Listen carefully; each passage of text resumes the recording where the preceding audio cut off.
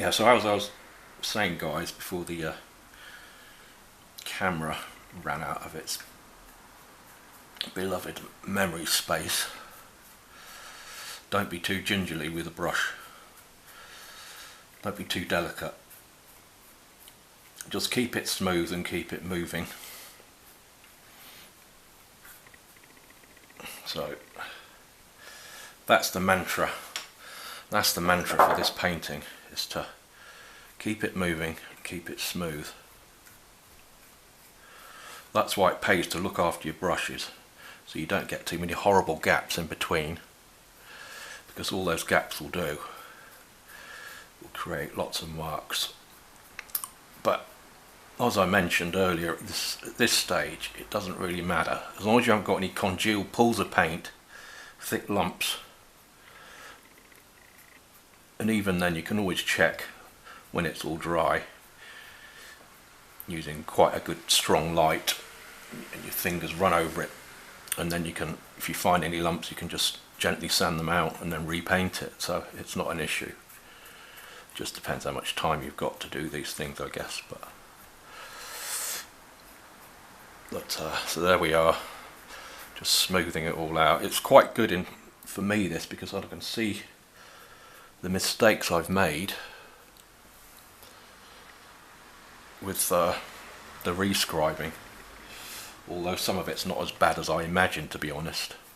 And again, it's pretty easy to rectify it. Just fill it and then gently scribe over it again. Worst thing about rescribing, from what I've learned doing this, is not to get too intense about it. If you get too into it, it's really not worth it for what it is.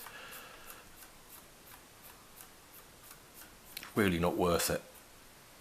You start tearing your hair out a bit, and then you make mistakes, you get gouges, you slip, the tool slips if you're not paying attention, or if you're in a bad mood. If you're in a bad mood, definitely do not attempt rescribing. So if there's one thing modelling does do, it's make you look at your own levels of patience, or lack of, in my case. But it definitely taught me some patience doing this.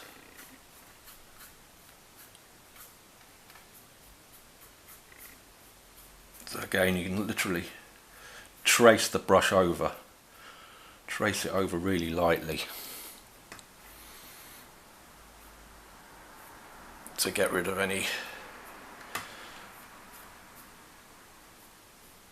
of the flaws. I mean, you can see here on that wing there where it's been filled, which I wouldn't have really noticed before. Right here, there's some little lumps that have become more apparent since I've painted this black on, so they'll have to be gently sanded off.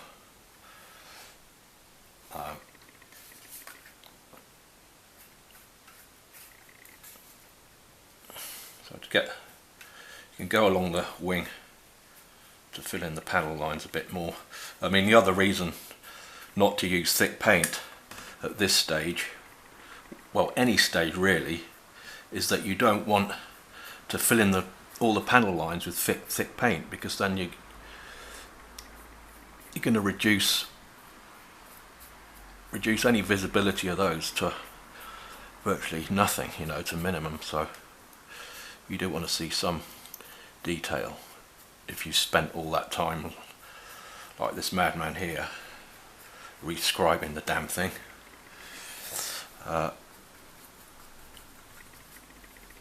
just sort of wheedle and needle the brush in there, but after you've done that, just make sure you smooth it out, because that will pull up. And don't forget, acrylic, it dries quickly, it dries fast, so you've got to keep it moving. That's why it's always best to pre-mix enough paint for it, so you don't have to remix more paint, because you'll have a different consistency or different colour or whatever. So make sure you've mixed up enough for the whole model. And incidentally, you know, a little goes a long way with this stuff. If you're careful with it, you don't need to, you know, you don't need to waste tons of paint, especially with the cost of it these days. So I'm just going to put this one aside for the moment, come back to that. Let me just, because I'm not sure how much longer I've got on this video, guys. There's probably not much space left on it.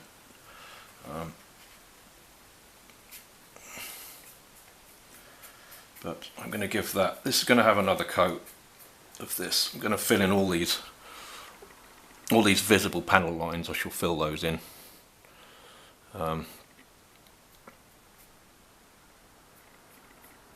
With another layer of that. And so, you know, basically we'll do the same with the fuselage. It's the same approach, same process. Keep it smooth, keep it moving. I was going to use a rattle can on this, but I've changed my mind. I don't have a garden or a garage or anything. I'm in a smaller place, so I kind of decided against it this time, and I'm pretty sure, which is why I haven't actually covered up the flight deck here with masking tape, or masked it off. So just basically continue with this, smoothing it over until you're satisfied with the result.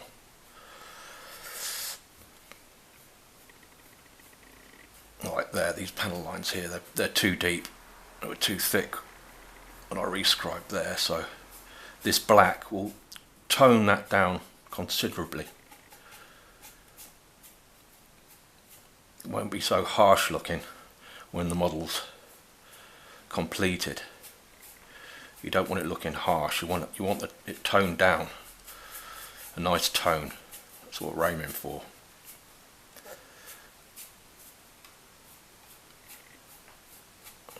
Same there. Can fill that. Like I mentioned before, you know, guys, you just make mistakes. You can rescribe it or refill it, or if you're not rescribing, you make mistakes. You can just sand it gently off and repaint over. Just try and keep the paint uniform. Just keep the brush moving. Try and keep it uniform. It's just practice, like anything. So I'm going to do that over the surface of the whole aircraft, over the whole fuselage, until the thing's finished. So that concludes video 4 of the Victor B1 conversion. The next video will also be another painting video. So thanks for watching, guys, and I look forward to showing you the next one. Sorry, next painting video.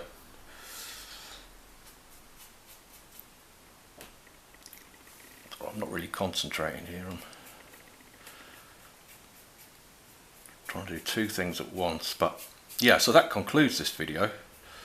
Without further ado, me waffling away for another half an hour.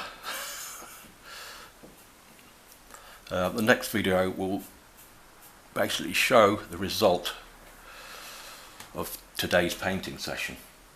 So thanks for watching, guys, and see you on the next video.